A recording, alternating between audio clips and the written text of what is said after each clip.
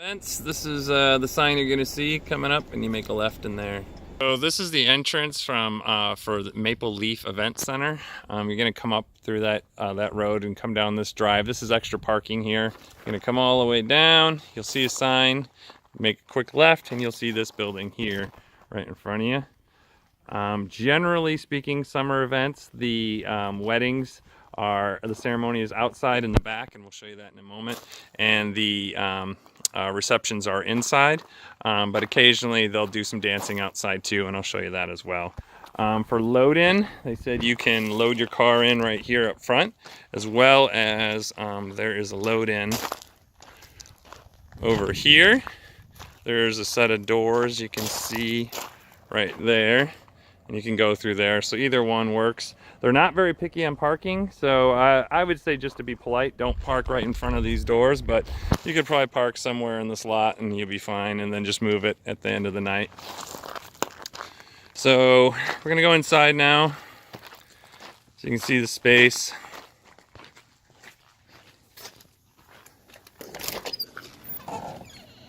So it is air conditioned inside, and restrooms are there, pretty easy. They can fit 120 people in here, so 150 standing, 120 seated. In the summers, that's what their limits are, generally are 150 for summer, and then 120 in the winter. The DJ generally sets up in that corner. You can see where the ceremony is located from inside. It's right down that hill. They've had DJs set up in here and then just put their speakers outside, although I don't recommend that.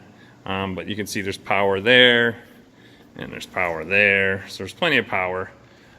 So your setup location will be out here. Go out these doors, and this area will probably be shaded. You'll set up right over here, and then you have direct line of sight down there, and that's probably about 50 yards away. So there shouldn't be a delay in the mics. It's always good to check it just to make sure and see if you need to move at all. But if you do, there is power right here in that box there, and there's a power box right there, so you can always run a cord down over there. But they said usually their DJs can set up right in this location, and it's not an issue at all in terms of mics and or sound.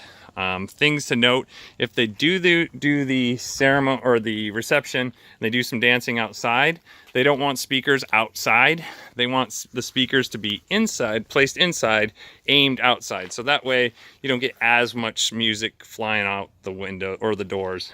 So, but this is usually where the cocktail hour area is. So you may end up staying out here for that.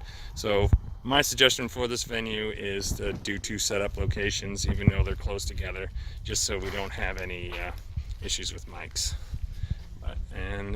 One other thing to note, the bride and groom generally come down this path here, so it's a good spot to set up here, because that way you can easily see them coming and then be able to cue the songs properly. And that is Maple Leaf Event Center.